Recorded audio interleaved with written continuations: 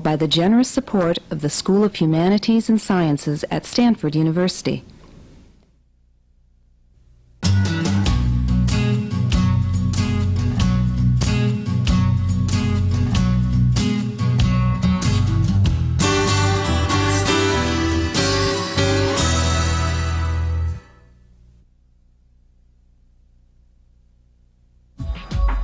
Back to the Basics, presenting the foundations of one's discipline. A talk by Peter Sells. Peter Sells, professor of linguistics and an award-winning teacher, advises going back to the basics when teaching. I was surprised and honored to win the teaching award a few years ago, and surprised and honored to be asked to speak today. When I was originally approached, I said that I don't really think I have anything to say, and I was told that that's usually how people respond when they receive these invitations. But I decided that I should bite the bullet and try and say at least what I know about how I do the things that I do. I don't really feel I have any great nuggets of wisdom to impart to you. What I will do is tell you what I think works for me and what I think I'm doing when I'm teaching, and why I think I'm doing it. Okay. I'll tell you a little bit about my background in teaching first. There's very little to tell. I left high school at 17 of my own volition, and by sheer force of coincidence, took on a teaching position at a boys' preparatory school in Sheffield, England. A preparatory school is a school that takes boys, or girls, but this was a boys' school. Boys' school up to the age of 13, and then prepares them to go on to other greater educational institutions. And at the age of 17, I was put in front of a class to teach various science courses. The result was a complete disaster. I loved the teaching and I loved being with the kids, but I had no control over them whatsoever. And some of them were only 4 years younger than me, and some of them were physically bigger than me, and it just didn't work. And so during the first term, actually, other teachers used to come into my class and take over my class because it was impossible for them to teach their class because there was so much racket going on in my room. So the school very graciously, in the second term of my appointment, moved me to lab assistant. Actually, that turned out to be a very profitable move for everybody concerned. What happened to me was I then got into a situation where I was basically put in individual interaction with the students and the pupils. And I realized that actually there was something that I could do, even if it wasn't standing up in front of a group of 30 of them. And by the end of it, I felt it had been a relatively positive experience after the initial humbling experiences. After that, I sort of wandered around in the wasteland that was the mid-70s, like everybody else I knew was doing. And eventually, again, purely by accident, stumbled into linguistics, which it turns out was the one thing that I'd been looking for. And I got my bachelor's in England and then went to UMass Amherst to be a grad student. And at the beginning of my second year, I was given my TAing at UMass. And the way it works there is that Linguistics 101, which is the intro linguistics class, satisfies various requirements in the university, as I guess is often the case at state schools. And so it was a very large class. There was one instructor and 5 TAs. And the way it worked was the class, which was about 180, was just split into 6 sections of 30, and everybody got to teach the whole class. Okay? And from what I remember, I had no training whatsoever. I remember being given a book and access to the mimeograph machine to make handouts, and told to get on with it. Okay? And what developed over the course of the teaching that I did, in particular as a grad student, I think, is the style of teaching that I now have. So now I'll start mentioning a few of the sort of points that I want to highlight. As I said, these are just things that I think are things that sort of work for me and things that I do. I've tried to break them down into little points, and I'll talk about them individually, but as you'll see, they're all interrelated, and so at a certain point you'll begin to get a feeling of repetition, okay, which is not in itself bad. It was actually interesting to hear some of the things that Michelle said in the introduction, especially about my citation, because actually the most important thing is to be enthusiastic in my experience. Especially when you're teaching a large lecture class. The thing that I've noticed more often in my teaching evaluations than anything are two kinds of evaluations, and with respect to linguistics they sort of go like this. Linguistics seems like a really weird field, but Professor Sells comes to class every day really gung-ho about it, and somehow we feel we have to respect that. And the other one is linguistics seems to be really boring, but actually Professor Sells made it tolerable. And I actually take those as compliments, and have tried to sort of see what that is telling me along the way. I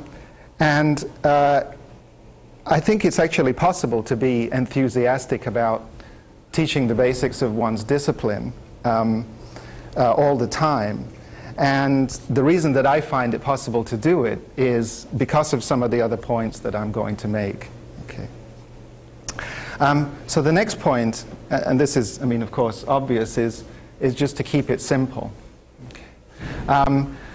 A theme that will emerge from the things I'm going to say are avoidance of sort of overload for the students and an attention to the basics of really what it is one is trying to communicate. Okay. It's actually quite hard to do this, especially the further you get into your field and the older you get. You actually, I think in some sense, have to swallow some pride, because you end up saying things that either you don't really believe or that you think are almost stupid, I think, in terms of their mischaracterizations of what the subtleties of your field are. Okay. And I actually try very hard myself to keep it simple and try and focus in my own mind on what I think the core concepts are that I'm trying to convey, and not worry too much about the details or the particulars of the situation that I'm describing to convey those simple ideas. The other thing that I've learned in interacting with students over the years is that if you start out with something simple and they understand it, you can go on and make it more complex. Okay? If you start out with something complex that everybody kind of feels is sort of, enlightening and sort of, whoa, this is going to be good, typically what happens is they don't really understand the basics after that initial sort of exciting experience. So I think I've sort of learned in my own ways to really cut back and start with what I take to be the foundations, and then try to find ways to build up on that if I can. Okay.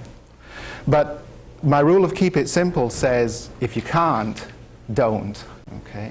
And I think one big mistake that I've made many times in class, and I've always regretted it right after, is trying to start something in class that I can't finish, because I'm trying to take the class further than I have the resources to do. Okay? Now, in terms of resources, the most obvious resource is time. When you have a 50-minute lecture, we all have the experience of it just goes by so quickly.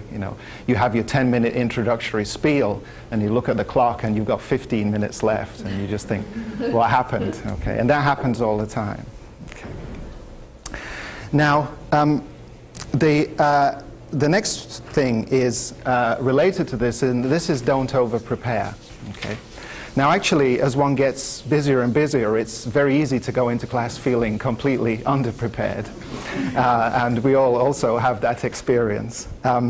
don't over-prepare is meant to be a little bit different from that. And I think the question is, why would you be driven to over-prepare? Okay. And I think basically the reason is, it's again one to do with pride. You don't want to be left in the situation of feeling that you have nothing to say, or that somebody's going to ask you a question that you can't give a really good answer to, and you're going to look foolish or maybe not as knowledgeable as you should be because you're a professor at Stanford or something like that. And again, actually, I consciously try to not let myself think this way. I'm always ready, if necessary in a class, to say to something, I don't know what the answer to that is. Okay? I don't like to get into that situation, but I don't deliberately try to sort of set up things in advance so that I can possibly avoid it.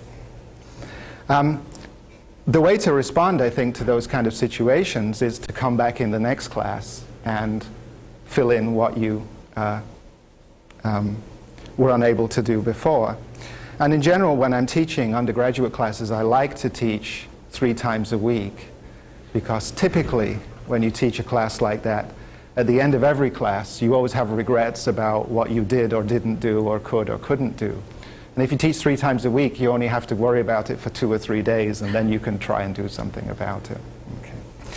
So I think you have to sort of think of the class as a sort of ongoing thing. It's hard in an introductory class because you typically have, you know, okay, if it's week 2, we have to be doing this topic, and if it's week 3, we have to be doing another topic. But I think you can sort of develop a kind of flow.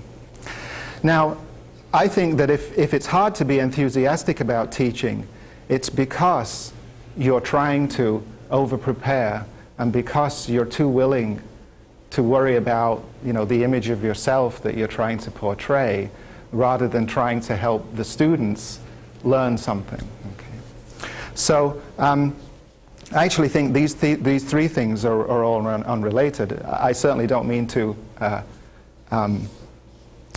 imply that it's hard to be enthusiastic about teaching. But I think we all have a certain apprehension, especially in teaching introductory courses. And that's because at certain times we're teaching things that are not our areas of specialty, and we feel very vulnerable about our ability to teach those things. Well, what I've discovered over the years is that if you're teaching a basic course, no matter how little you know a lot more than anybody else in the room. Okay? And in particular, you know how to think about the kinds of problems that you're addressing, the kinds of phenomena that you're addressing, in a way that they probably don't. Okay? And in the worst case, or in the sort of lowest case, you can always rely on that. Okay? So I think actually being enthusiastic has a countervailing force, which is apprehension on the part of the instructor. Okay? And that's something that I think we all have to work to overcome. Certainly I do. I often think, oh my God, you know, how am I going to do this class tomorrow? I'm thinking, how am I going to do my class today? Because it's on an area that I don't feel fully comfortable in. I don't do what I consider to be high-level research in that field. But I mean, when I really think about what I'm going to do in that class, I really feel that I'll be able to take the students somewhere where they haven't been before, just on the basis of what I do know.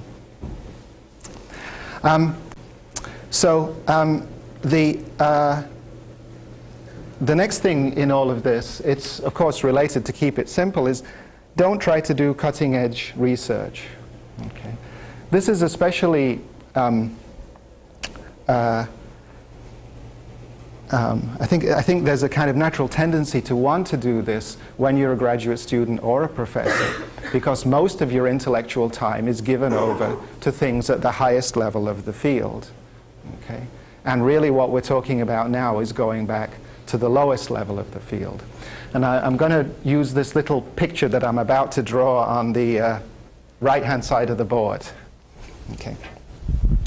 So if you think about, at a given point in time, your field intellectually as having a certain foundation and then rising to a pinnacle, which is the current thinking about what the right way to approach the subject matter in your field is, then let me schematize it this way. Okay. So then the kind of research that we're all doing in a major research institution is sort of exploring this area around here, or at least trying to convince others that that's what we think we're doing.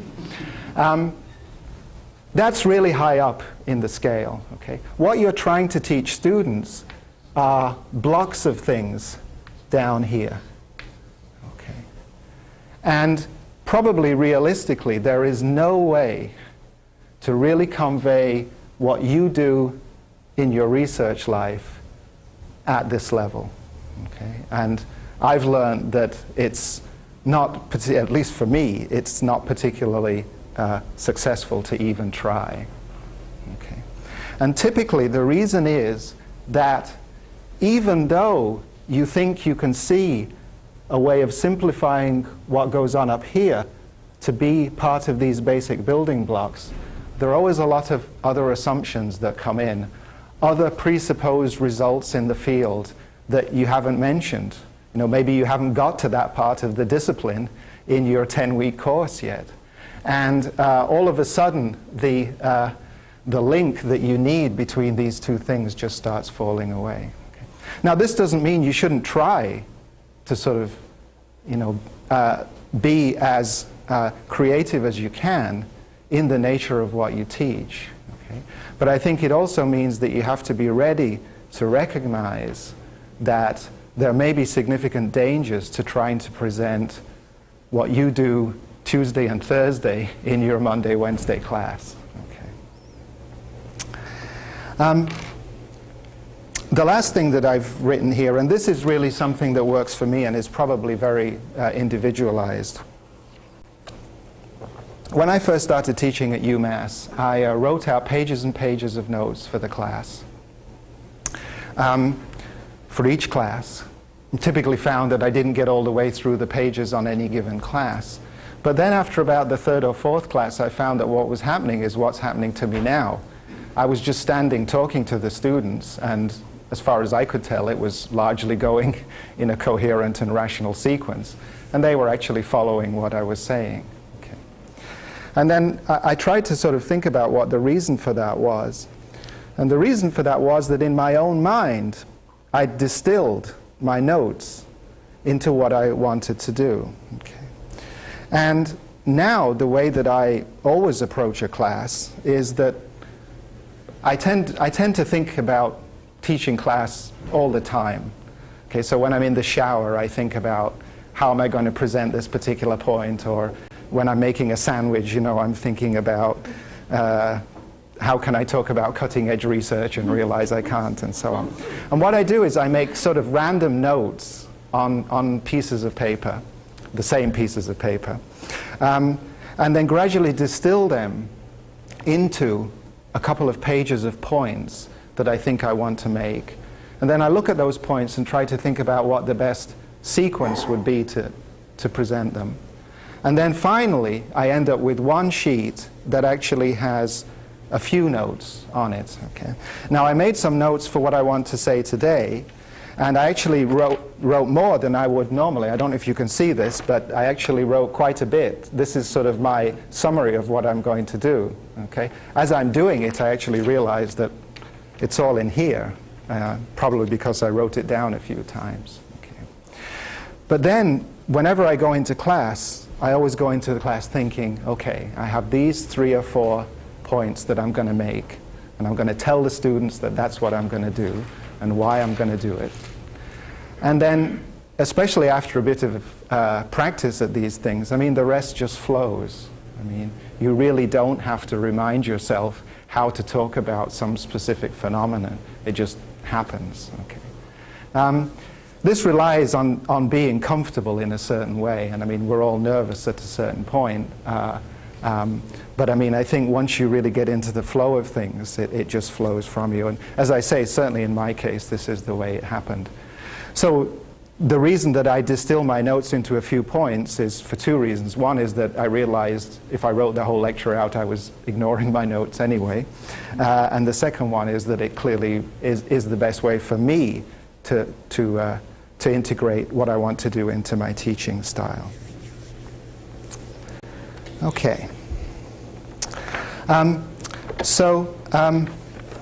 They're sort of the things that I think that I do, and as I say, I have no reason to believe that they are particularly good or bad for anybody else. They're just what works for me.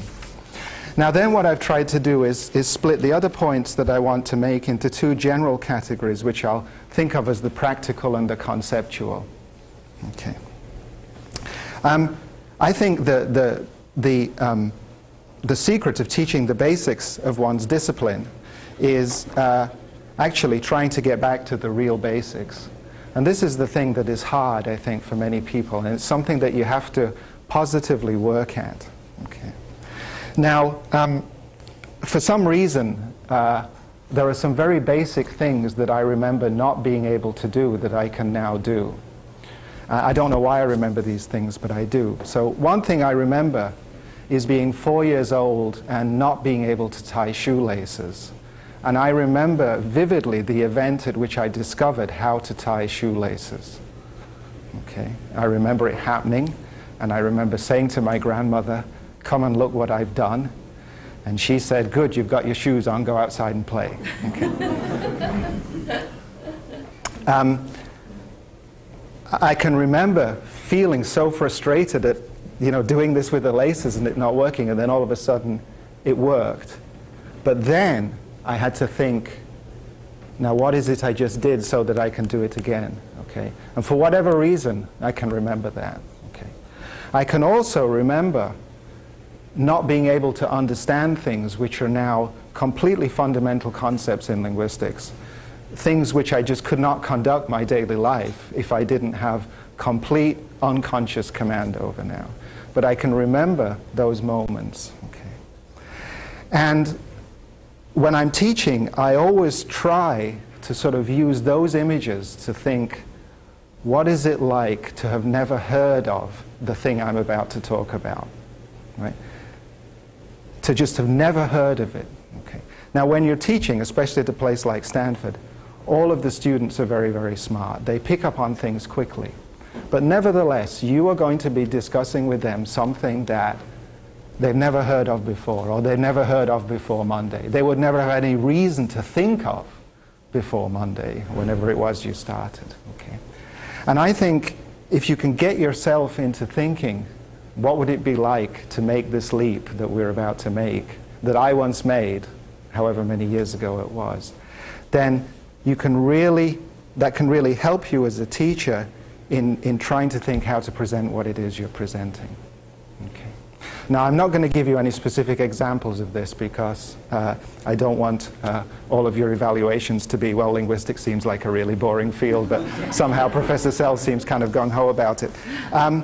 But I just want to sort of leave it in that general way. I mean, I think we all know, or we all experience that, I mean, teaching is a matter of taking somebody else's perspective.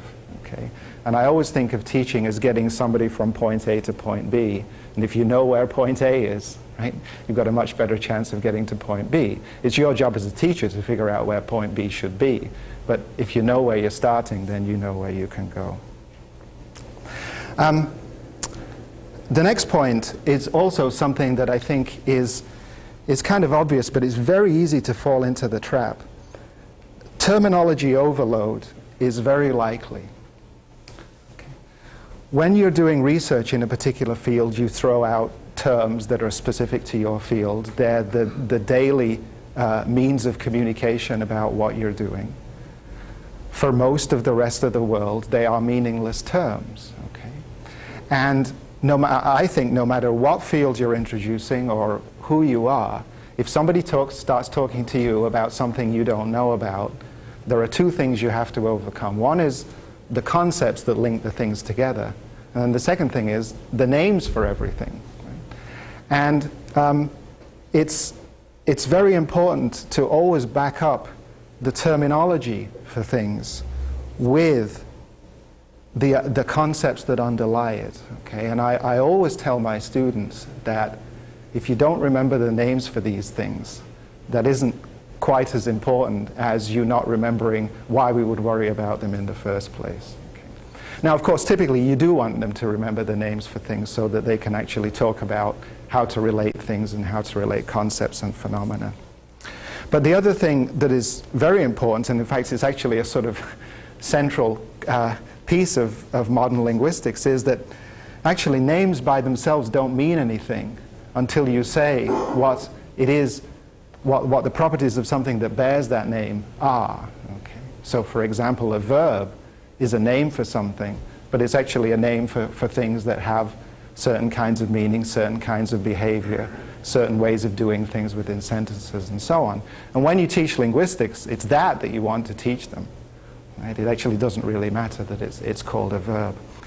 And so I think you also need to be able to find ways to make sure that you're evaluating them in terms of what they really should be knowing, rather than some more sort of superficial aspects of the field.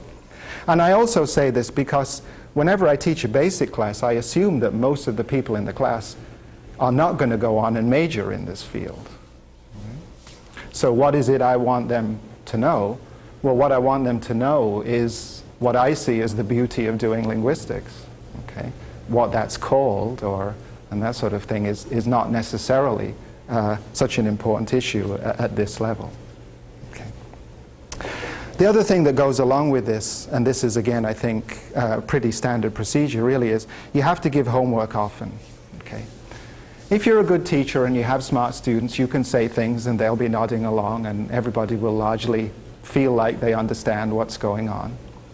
If you then ask them to do it by themselves in the discomfort of their own room and bring it to you, you often find that the passive knowledge that everybody has doesn't translate well into active knowledge. Okay. And especially in a 10-week quarter, I've found that you absolutely have to monitor students in this way as much as you can. You mustn't make it overburdensome, but you really must help them be able to monitor themselves and have you monitor them too. Okay. The year that I was teaching in Santa Cruz, I taught a very interesting and overwhelming class. It met 3 times a week and there was homework every class, and you weren't allowed to come into the room for the next class unless you brought your homework with you. And each class was a discussion of what the homework for the last class had been, and then a transition into the next one. And that in itself served some purpose as well and didn't serve other purposes well. But the one thing it did mean was that I really felt as though I understood in a class of maybe 25 exactly where each student was with regard to the material that we had. And I think they all felt that they were learning something, although I think at certain points they weren't quite sure what it was. Okay. I don't think in general that particular mode of teaching can always work. It's very time intensive, and often you need to just step back a bit and say, well, let me tell you a few things that I'm not going to make you have to work out by yourself, and then we'll go from there, and that sort of thing. Okay. But these are 3 practical things that I try to take very seriously in my teaching, and as I say, I think they've helped me to the extent that I've been successful as a teacher. Then finally, I want to talk about certain conceptual issues. The trade-off in teaching the basics of any discipline, I think, is finding the right balance of the practical side of this is what you do when you're doing my field, to the conceptual side is this is why we think it's the right thing to be doing, this is why it's insightful, and so on. And you can't do one without the other. You just cannot do all of one or all of the other. And the trick is to find the balance. Okay. Now, I've found that it's useful to as much as possible in class to say what you're going to do, and then when you've done it, say what you've done at the conceptual level. Okay. So today we're going to get into the issue of how you distinguish apples from oranges. Okay? And to do that, we're going to look at a very specific orchard. But don't forget that in doing that, we're paying attention to this bigger picture. Okay. And this is, again, the idea of coming into class, I think, with the idea of 3 or 4 points that you want to make in your mind, and then doing your best to make them. Okay. The other thing is that once you've said what you've done, you can probably say it again. Okay.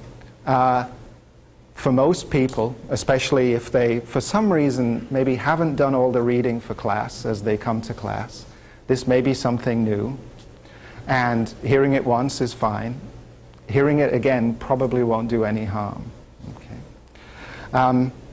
You don't want to overdo it, but in general, something twice, I think, is not going to do anybody any harm.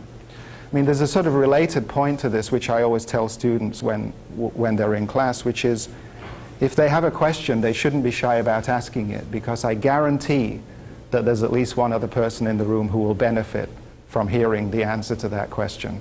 Right? Maybe me, but probably one other person as well. Okay. And it's also crucial, I think, to make sure that you tell students what you think is important. Okay. Now, the students often tend to come to class with a slightly different question, which is what's going to be on the test or what's going to be on the final. Okay. And you can sort of do a politician's type answer to that, which is you can appear to answer their question but then say what you really want to say. Okay. And you can say, of course, well, what will be on the final or the test are the following things, but here's why. Okay. And I think for anybody learning the basics of any field, they are going to be faced with learning a lot of terminology, a lot of practical stuff, just how to do or what you do when you're doing this. And it's very important to try and provide some kind of conceptual framework that reminds people why we're doing what we're doing and why we think it's a good idea. Okay. And so I split my slides into the conceptual and the practical, and I've also written here, distinguish the conceptual from the practical. In other words, the how and the why from the what. Okay. So typically, if you read a textbook for a field, it will show you largely what people do when they're doing whatever it is your field is. And it will say, you know, if you have a certain kind of phenomena you want to address, then these are the things you think about, and they usually come out in this order, and this leads to the following result, or whatever in the field.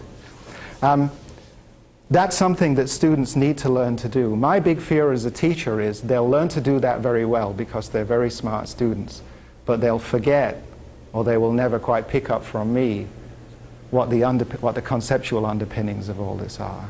Okay?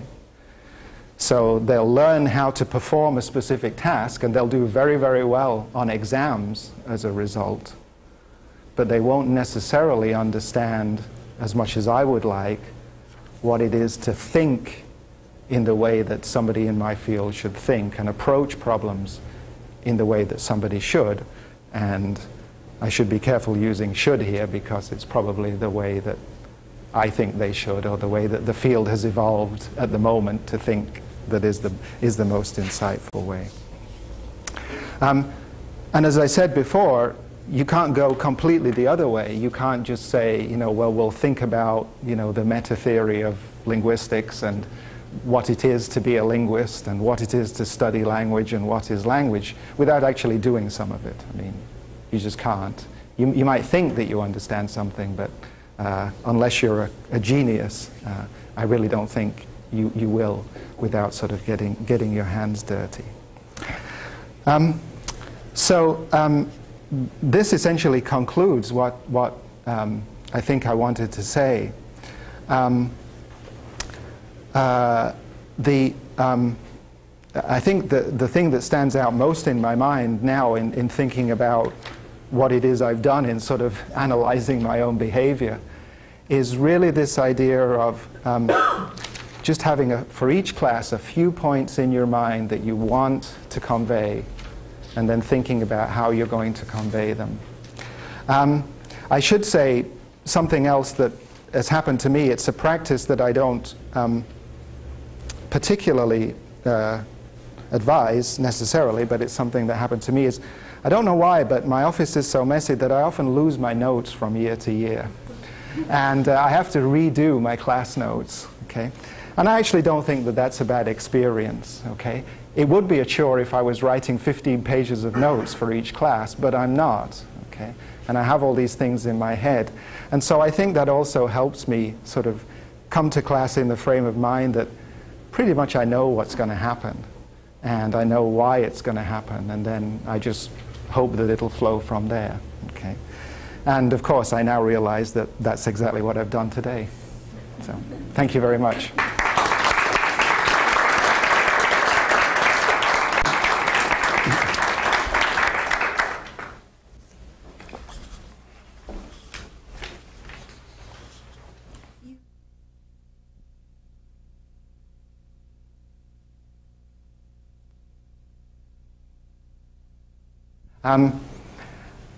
I actually wouldn't really presume to second guess how other people are feeling, but my hunch, you know, based on the points that I've tried to make, is that there's possibly a discrepancy between being enthusiastic about the kind of research and the kind of intellectual environment in one's department that, you know, brings one in every day and is the reason that one came to Stanford and that kind of thing, and a different kind of enthusiasm, which I think one needs for teaching basic courses, which is remembering why you got into this in the first place. And I think it goes back to that issue for me.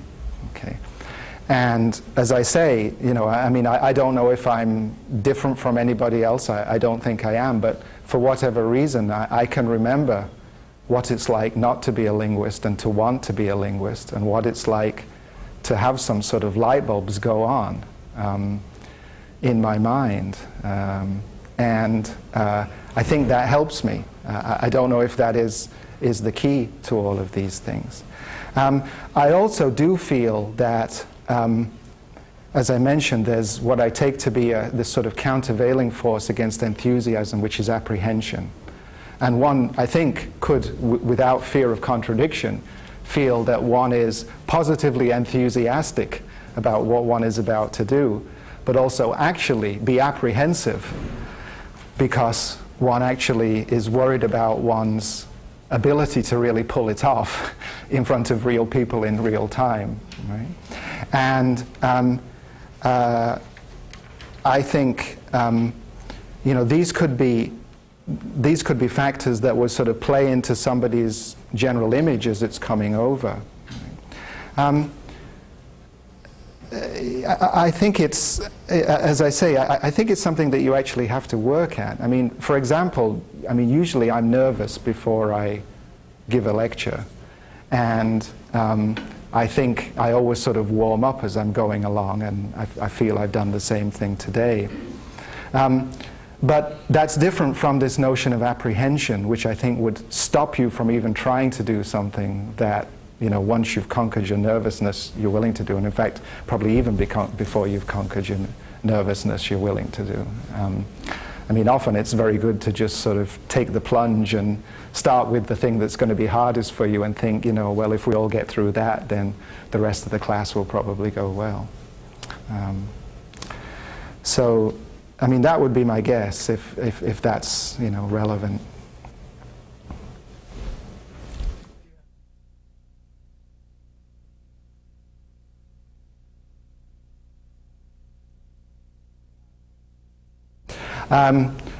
Of course, in some way you'd be forced to, because you'd have to cover a lot more material in a lot less time. And I think depending on, I mean, again, I think it's a matter of trying to gauge the needs of your audience, and there's a certain amount of presumption in this which may or may not be appropriate. I mean, in the case of donors, I definitely think one would want to try to find a way to talk about the kinds of high-level research that go on in the department in a meaningful way, possibly at the expense of saying, you know, and over the past 400 years, this is why we've come to do things this way, or something like that. I think if I were talking to members of staff in my department, I personally would personalize it much more, and I would say, you know, you see us all doing our professor things as we go around the department, and here are the kind of things we're doing and how they relate to each other. In fact, I might try and explore that aspect a bit more. You know, I think in all cases it's a matter of finding the right points of connection. I mean, I think that's the theme that I'm trying to convey here. In the case of teaching a class, the points of connection, I think, are pretty well known in advance. I mean, you know what it is you're supposed to do, and you have to explore how to do it. I should also say that I find it very difficult to say anything that I feel has been meaningful in 20 to 30 minutes. And again, you know, one of the reasons why I didn't try and persuade you all that what you really wanted to do with your lunchtime was learn a bit of linguistics was that I really don't know which bit I would have picked in the time available. So, I mean, I really think the key, I mean, to all of these is, again, you know, gauging, there must be some kind of business speak for this, but sort of gauging the maximum bang for the buck sort of thing in terms of what you can do in the time available and what will be meaningful to the audience you have.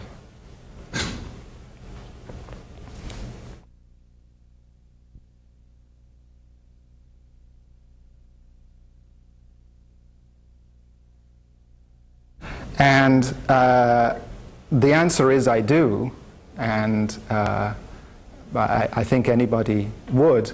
They're not the same rewards that tend to drive much of what goes on in the university, and you have to recognize that. I think, for me, the intellectual rewards are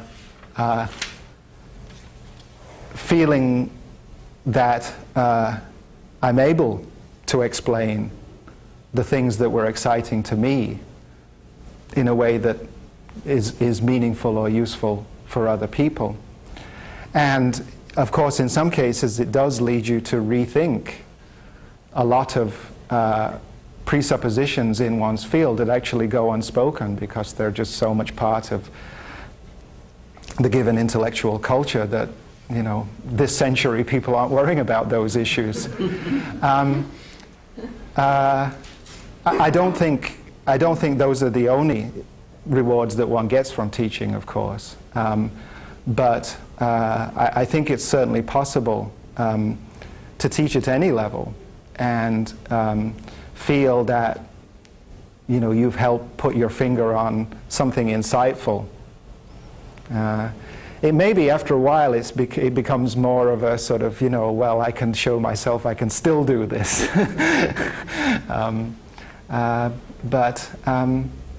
Yeah, I think there are various ways in which teaching can be rewarding.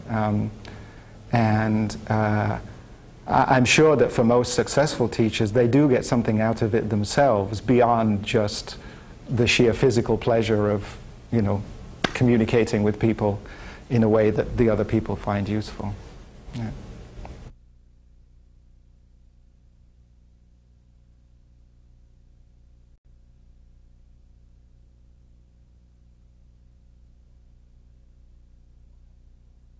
One answer to your question is, for me personally, it does. I tried it once, and I was very, very unhappy with the class I was able to teach. I may have socialized myself into my own way of thinking too much. In retrospect, I learned a lot about what to do and how to do it again better. I think I think it's possible, and I think it wouldn't be, it would have to be fairly well focused. And when I've been to lunches, the various lunches that are put on for the people who are teaching freshman seminars and sophomore seminars and so on, it struck me that the ones that were all really successful were the ones that were relatively focused in a particular area that the students could get into quickly and then begin to make some progress in. I don't think one could choose a whole field and try to teach research methods and show students what really is going on now in the field in that way. But I also feel that, as I say, for me personally, the one time I tried it, it didn't work anywhere near as well as I would have hoped. I mean, and that may just be a function of me.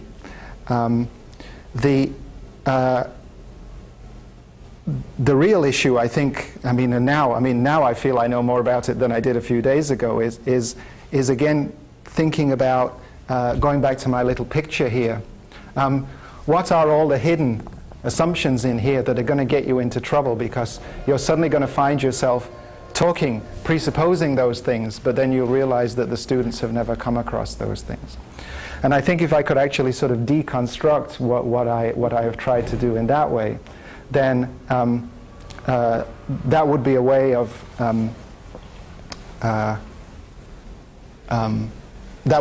solving some of these potential problems.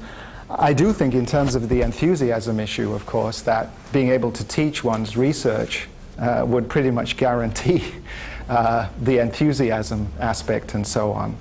And I don't want to sort of give the impression that I think that it's a mistake to try and show introductory students what high-level work in the field now is like. But I think it's a mistake to sort of have that as one's primary goal in a broad class. Okay. But certainly in a much more focused class, I think it ought to be possible. Probably as teachers we would have to learn a little bit, because typically for those of us who are professors, and especially those of us who have been professors for a while, the normal circumstance where we do that kind of thing is with graduate students who already know a lot. And I think we'd have to learn to a certain extent how to, again, adapt to a different student population. Yeah.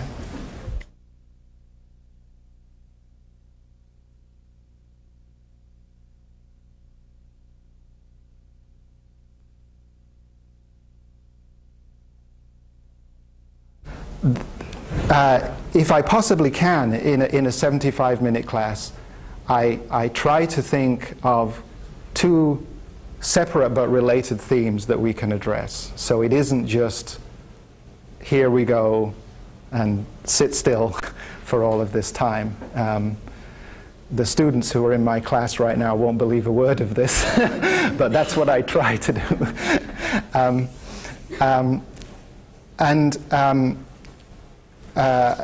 I think it is very difficult. I'm going to start this sentence again. One of the faculty members in linguistics, Stanley Peters, once told me that his theory of how much you can cover in a class is, how much you can cover in a class is directly proportional to the number of times you start. Okay? So you can always start off well, and then gradually, after a certain point, you lose it. And so I think for a 75-minute class, you really have to find a way, ideally, to be able to do something and then start something afresh somewhere in the middle. Now, it can't be completely different, otherwise you will have a different kind of disconnect. That's the only thing that I try to do if I'm in that situation.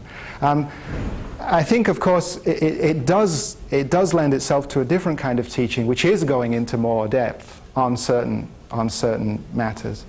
And the other thing that I haven't touched on actually today is, in teaching the basics of one's discipline, one actually has a fairly free rein as to sort of how wide one's going to cast one's net, and whether one is going to mention sort of absolutely everything or things at a slightly higher level.